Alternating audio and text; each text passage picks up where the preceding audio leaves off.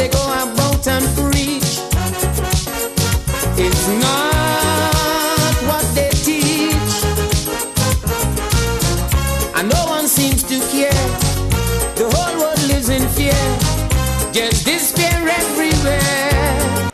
Allahu Akbar, Allahu Akbar, Allahu Akbar, Allahu Akbar.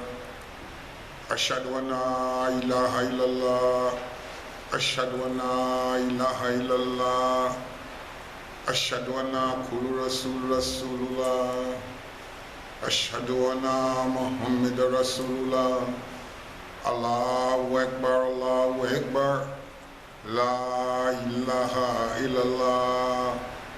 In the name of Allah, in the name of the Almighty God, in the name of the Creator of our universe and of us, I greet you, my brothers and sisters, my believing and my unbelieving brothers and sisters. I greet you with the greetings of peace.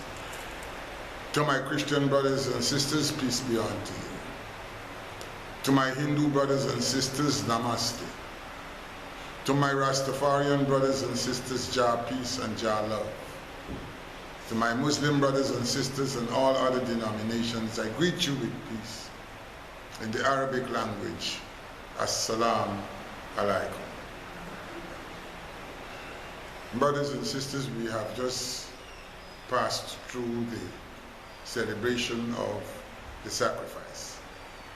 And it's a very big celebration for Muslims all over the world. But there are some of those brothers and sisters who feel to themselves that they don't want to partake, but that does not make them non-Muslim. As I said before last week, Allah says,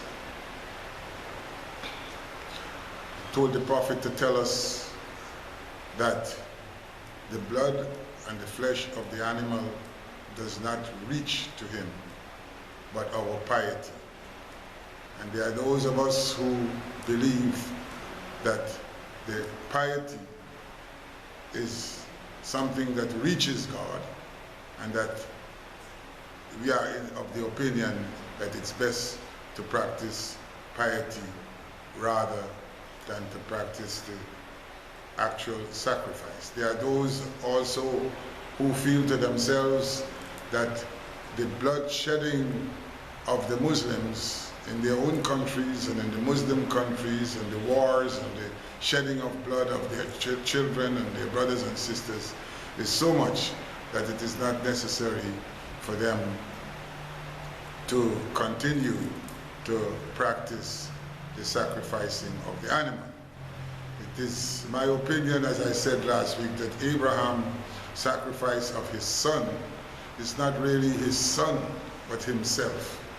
For when one is prepared to sacrifice oneself as a believer, that's the optimal philosophy of a believer, the sacrifice of oneself. And Abraham was in the process of sacrificing himself, because when we figure out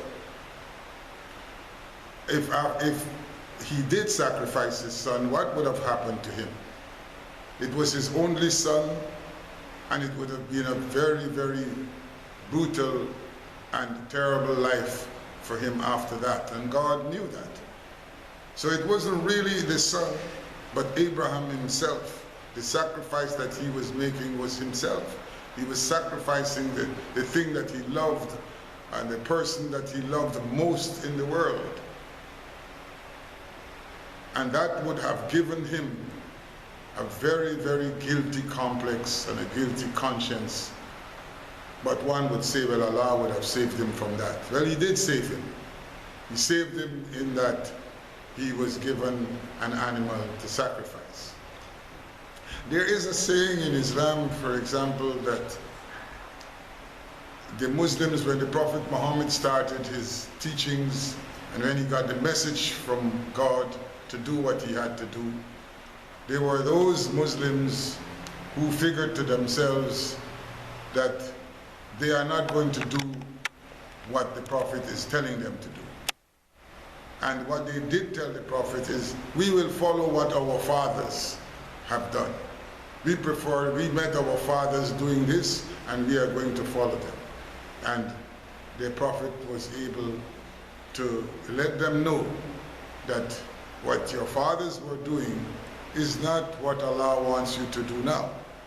Now, I mean, it's the same thing that can be said of the sacrifice, because many of those who sacrifice and who sacrifice the animals, they're following what they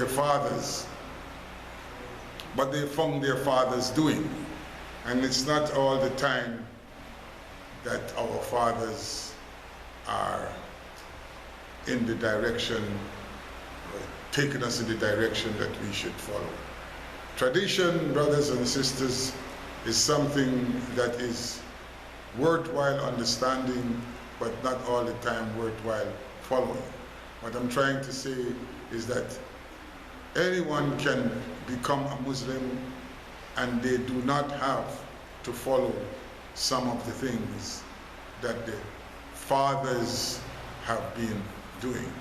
So Allah accepts us all, and the way that He says, He instructed us very clearly. There had to be a reason why Allah says, the blood of the animal and the flesh of the animal does not reach me. I was listening to an explanation that was given for that. And the brother was explaining to someone, and he said, well, what the act of the sacrifice is that we need to purify ourselves. And we need to purify ourselves from sin, from hate, from maliciousness, and so on. Well, if we need to purify ourselves from these things, then we need to also purify ourselves from the deliberate shedding of blood. It is a debatable thing, but then I always have to refer to what the Quran says and what Allah told the Prophet and instructed the Prophet to tell us in terms of the sacrifice. So self-sacrifice is what we have seen and what we have read about from all God's prophets, not in only Islam, but in the Hindu religion, in the Jewish religion, you know, in most of the religions, in fact all of the religions, God has always instructed us to be self-sacrificial. And that is what is even most important than anything else. We can do that in our families. We have our immediate families where members of those families are self-sacrificial, where you find that there is not enough finance in the family, and there is one person working, and that one person takes care of the other brothers and sisters. If it's an elder brother, he sees that his sister goes to school, his brothers goes to school, that they have to eat and to drink. And sometimes that one person in the family is supposed to get married, for example, and they deny themselves of getting married so that the other children and the other members of the family can exist. Then there are those fathers who do 3 and 4 jobs in order to keep their families going. There are those mothers who are single parents and who go out there at night.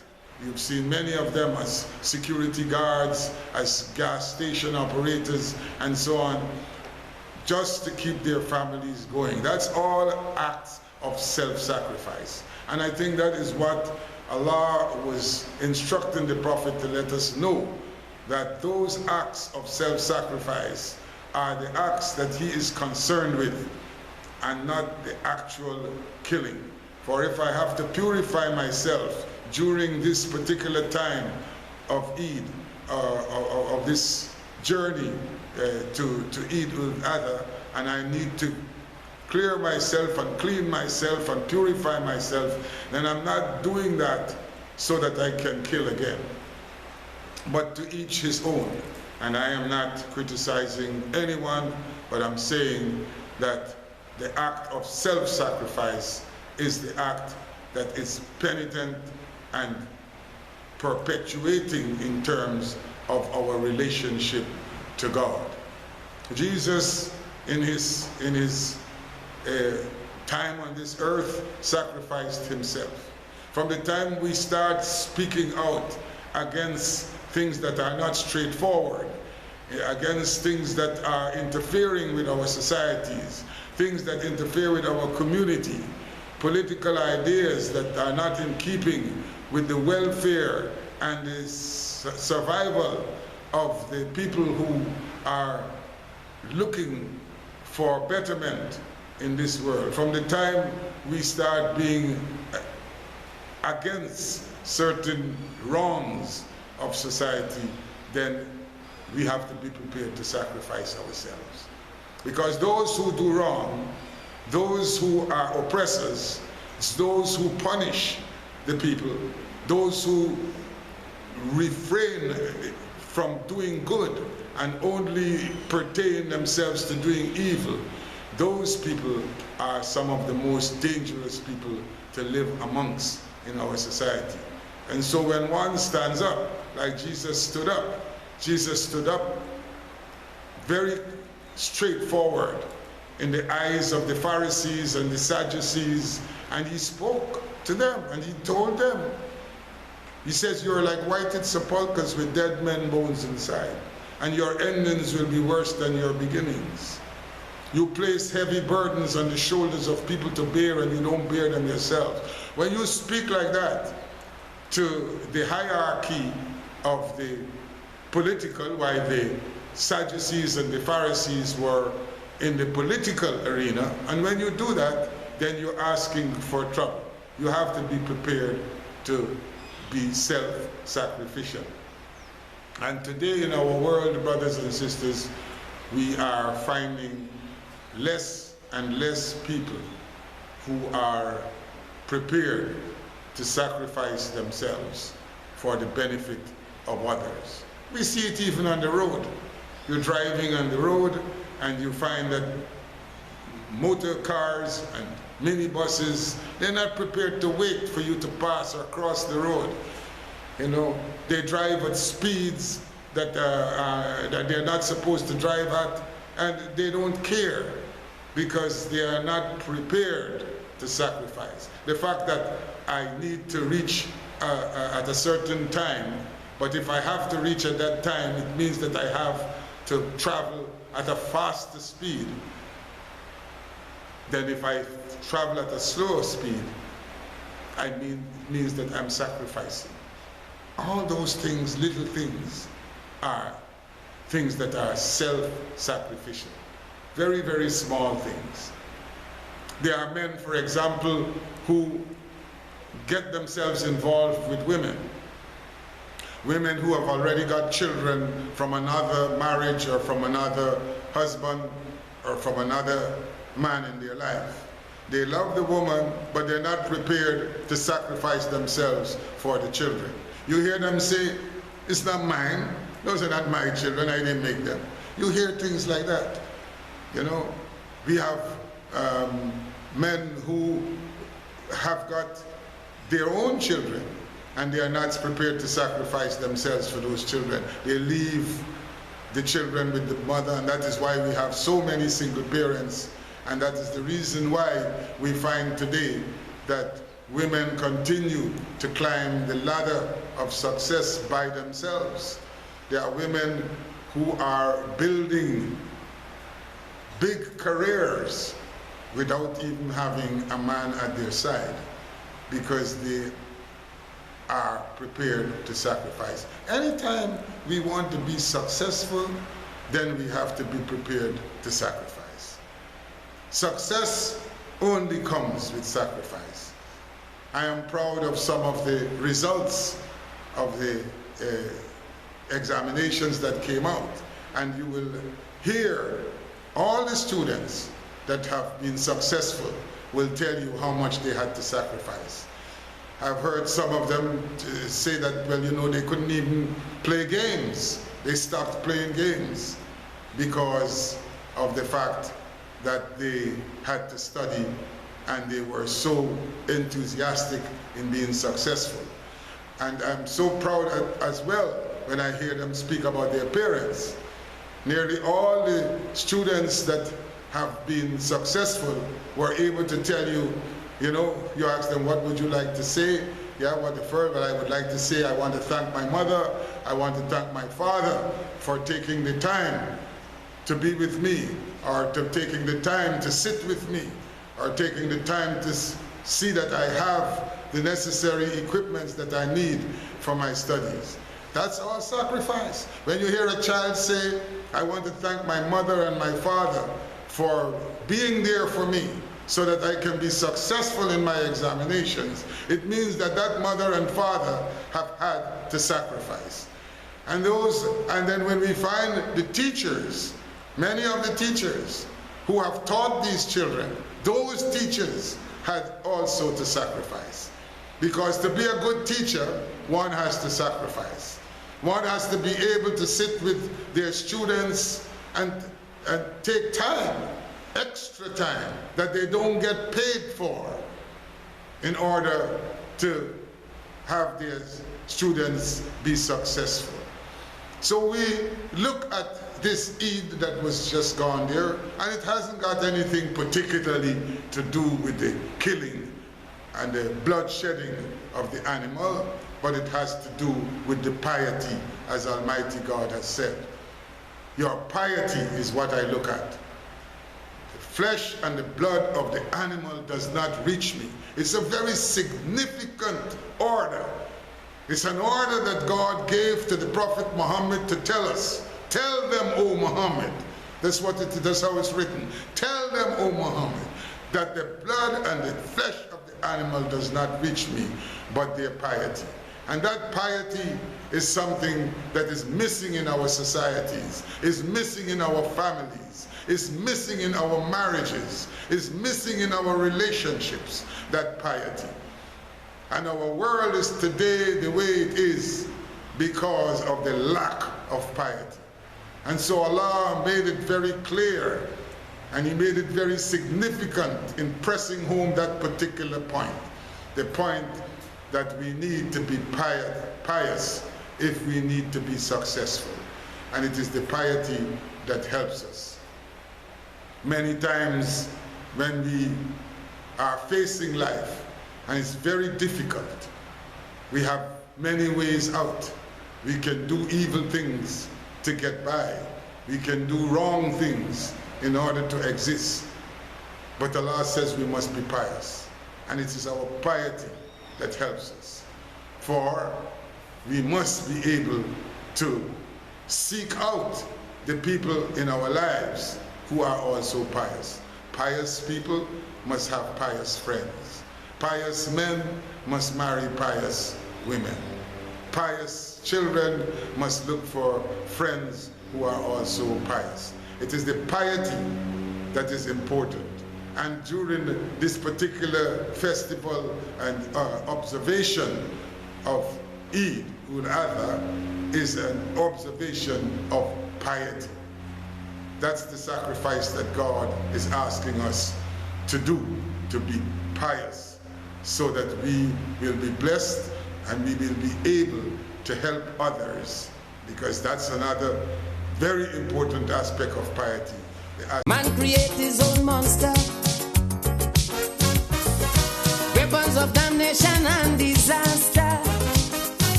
no sign at all of human rights.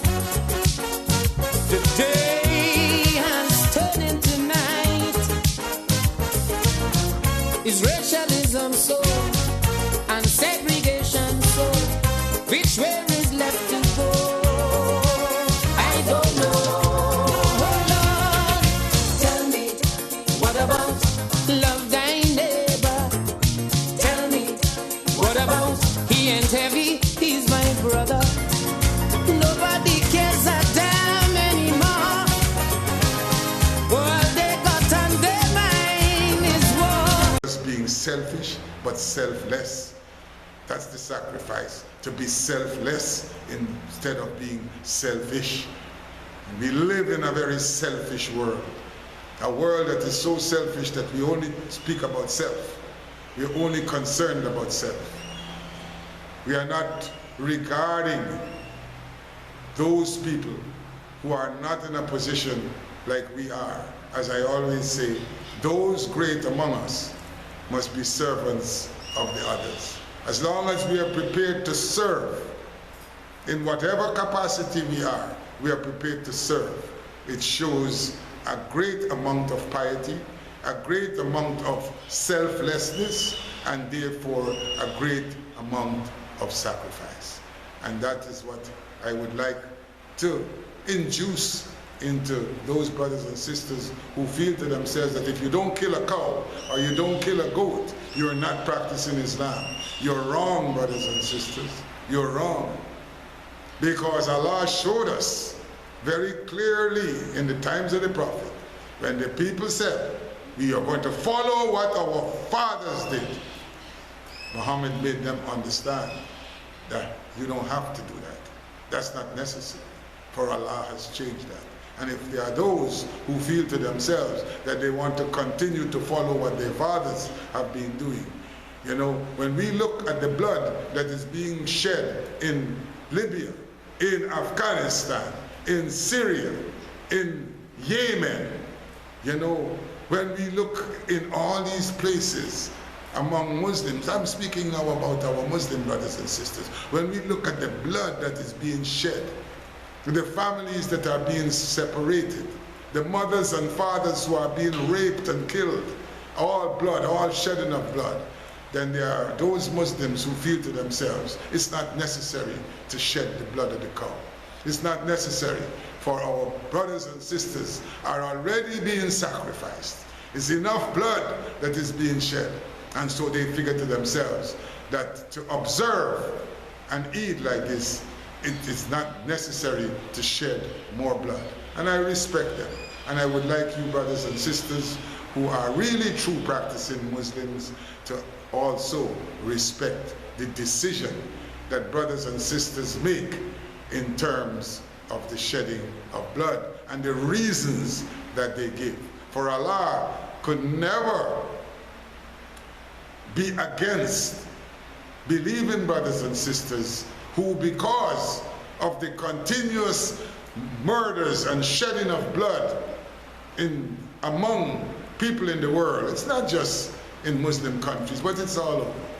But if one decides, well, because of that, I'm not going to shed any more blood, but I will continue to look at the piety that is expected of me, I am sure that that Muslim will receive hundreds and thousands of blessings from Almighty God. Shaitanir Rajim, Bismillahir Rahmanir Rahim, Alhamdulillah, Alhamdulillah, Alhamdulillah. You know, I have a great respect too for my Hindu brothers and sisters, because that's a religion that forbids the slaughtering of the cow, and they have a reason. They say that the cow gives them milk, and the cow is also in other aspects of life very important to them, and so they don't feel that they should do that. When we look at our situation now in our country, we look at we try to find out where are our politicians going. We try to find out among our politicians where and who are the ones who are prepared to sacrifice for the benefit of the nation. You know, when I listen to the talks and I listen to the arguments, I hear everybody speaking, most of the politicians speaking about the nation, for the benefit of the people of Guyana, the benefit of the nation, you know, and then I hear the criticisms. I hear the criticisms of one to the other, criticizing. Man, if I'm going to criticize so much, then it means that I am not prepared to sacrifice. For if I'm going to, you know, if I'm going to criticize you for something all the time, I continuously criticize you for something all the time. If I'm prepared to sacrifice, then I must be able to lower my criticism and find ways and find areas where I can sacrifice myself in order to come up with some kind of agreement. Guyana is now looked upon as, if not the most, but one of the most oil-producing countries in the world. We didn't know this. Well, there are some of us who knew it for a while, but to the extent and the amount of oil, this was not really known 10 years ago, not even 5 years ago. And so it is a God-sent gift. This oil that we have is a gift. And if we are given a gift like that, then I want to suppose that the leaders who have been chosen by us, regardless of how they've been chosen, you know, because many times in this country it's chosen race and face, and you know, we should be thinking on that level of responsibility.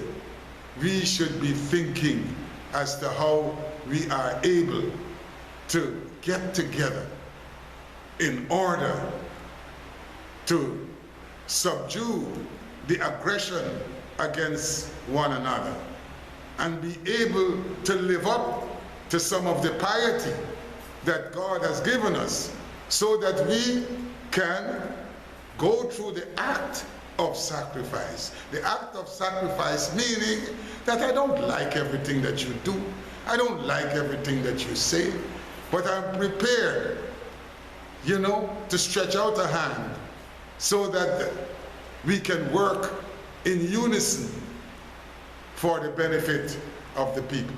Something that we still have not achieved up to now. Something that we still keep squabbling and quarreling about. And I would like our politicians to understand that it's not one party that is in parliament that is responsible for Guyana. It's all.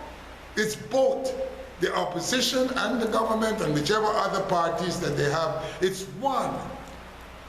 You know, one set of people and not one party that is concerned with the welfare of our people and our nation. It seems sometimes to me, when I listen to the arguments that are given, it seems as if each one party in this country believes to themselves that they have the capability of running the country. Vote for us and we are going to run the country. You know, for the last 50, 60 years, we still don't have lights. We still don't have water, adequate water. Our roads are still not good. Our electricity are in shambles. And all we have had this party and that party and this party. It shows very clearly that if there is not a way for us to work together, we can never go forward. We can never make it. No one party can run this country successfully. And it's just a matter of being able to sacrifice the philosophy that we have. When we have a government and an opposition in parliament, I've said it before, but I just want to exemplify it again. It means that the opposition as well as the government are responsible for the welfare of the country. And when we hear about, you know, I'm not going to do that, and I wouldn't be doing that, and I'm not getting into that, I'm not, you know, what do you mean you're not? Huh? They don't have anything with not here.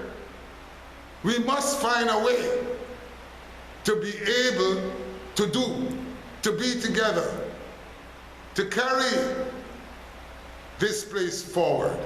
For the responsibility now of a country like this, with the amount of oil that we have now are about to produce, for a country like this, we must understand that the responsibility on us is not for us alone.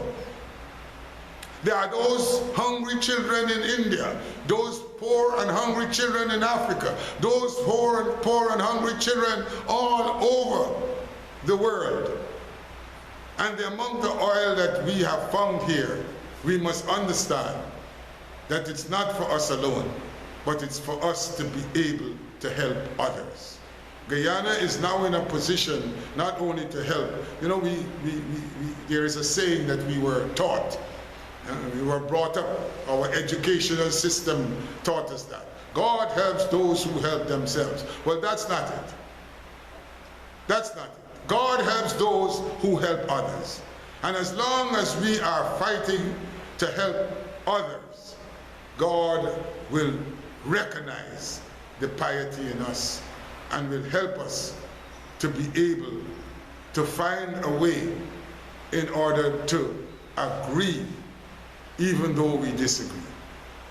The situation, again, we don't know even when the elections will be called. What we know is that we're looking forward to an electoral process, but we don't know when it's going to be called. We don't know how, at what time, what month, because while they are quarreling, while they are arguing, we have people who are coming into our country and who are capitalizing on the arguments, capitalizing on the quarrels, capitalizing on the infighting. They are capitalizing because they realize that there is no unity.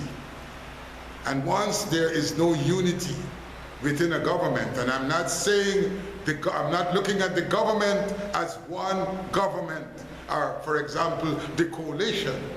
That's not the government for me. The government is those who are sitting in parliament. That's the government. And the quicker they realize that, the better it's going to be. The quicker they realize that there's one government that has been chosen by the people, whether they call themselves oppositions and they call themselves the ruling party. I don't know what they're talking about, right? Nobody, we vote for the people to be together, and both are rulers. Both the opposition as well as those who call themselves the ruling party. They are the rulers, the earthly rulers of this country. And they must understand that. They must understand that there is not one party that is going to rule this place. And they must understand as well that we are looking forward to our leaders, and our leaders, those of us who believe. Our leaders are Prophet Muhammad, Jesus, Abraham, Moses, Krishna, Shiva, you know. Those are our leaders. And right now, after the squabbling and the quarreling throughout the times that we have known our country, because there's always been this quarreling and squabbling, throughout those times, we are looking now to see, now that God has provided us with some kind of financial stability, now is the time where we want to see. And those of us who believe must understand that that's what we're looking for. We're looking to hear what Jesus has to say. He has already said it, but we're listening to who is going to repeat it. Krishna has already said what he had to say. We're looking to see who is going to repeat it. Muhammad has said what he had to say. We're looking to hear who is going to repeat it. Those are the kinds of things for what these people, what these prophets and messengers of God have said years and centuries ago. They are still actual today. The only thing is that the self-sacrifice that they have made with the words that they have spoken went together with their self-sacrifice, because those teachings that we have been given by our prophets and messengers, those teachings don't only come with words, they come with actions. And the actions that go with those words are self-sacrificial, self-sacrifice. And that is what is lacking. We are not experiencing the whole concept and philosophy among those who claim to be our leaders, we are not seeing their readiness and their preparedness to be self-sacrificial for the benefit of the people and the benefit of the nation. So brothers and sisters, I just hope, like all of us are hoping, that God is going to allow a proper type of leadership to come about, not what we've been having, the promises that we have been getting. Who can promise to give the people of Guyana what they really need? There is no one party that can do it. There is no one leader that can do it. There is no one cabinet that can do it. Only God can provide for the people in all countries, whatever it may be, whichever country it may be. God is the provider. Our Father who art in heaven. Yeah? In the Christian scriptures, it is said, the Lord is my shepherd. It hasn't said that any politician is my shepherd. The Lord is my shepherd, I shall not want.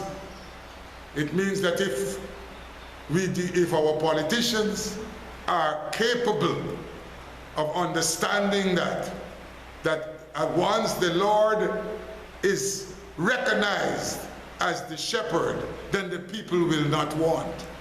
And it is because they don't recognize the Lord as the shepherd and feel to themselves that they are the shepherds. That's why our people are in the situation that they are in. Not only here, but all over the world. Because somehow or the other, the Lord isn't being recognized as being the shepherds. And so we have shepherds who sacrifice their sheep, who kill their sheep, who sell their sheep, who forsake their sheep, who chase their sheep away. They run to different countries and look for different pastures. Some of the sheep are away and can't even come back. No, because it is not being recognized that the Lord is our shepherd. And as long as we continue to deny the Lord as being our shepherd, then we shall always want. We want to hear the voices. We want to hear the teachings that the messengers have brought. This time we need to hear it. We have tried all, and this time is the time where we need to be protected so that the riches and the wealth that God has given us will be used in a manner that is satisfying not only to the people of this country, but even more so to other countries and to other hungry and starving children and hungry and starving mothers and fathers. For the responsibility that we have with the oil that we have been given, that responsibility is not just for here. This is a small country compared to the oil that we have found. Therefore, we have to understand that it has to be distributed in a manner that, you see how long God has taken before he revealed all this oil? Look at all over the world, the people who have got oil, all the people who have got oil. Yeah? There are some of them that got oil and all they do is run around the place dressed up nice and talking big because they have oil. And what Allah has said is, okay, so you have oil? Well, look at oil here now.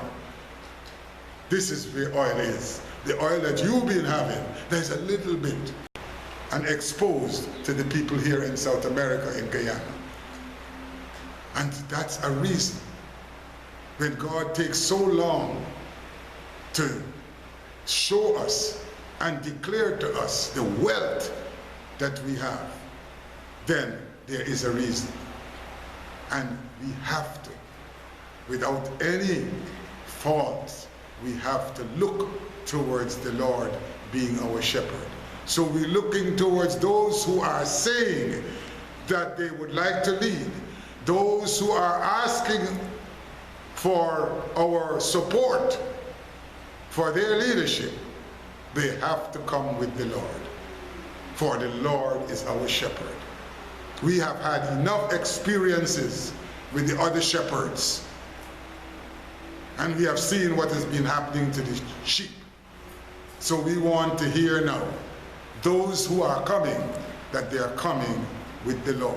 For believing men and women, and I'm speaking to the believing men and women, believing men and women can only be secured and feel stabilized if they know that those whom they have voted for and whom they have supported are coming with the Lord.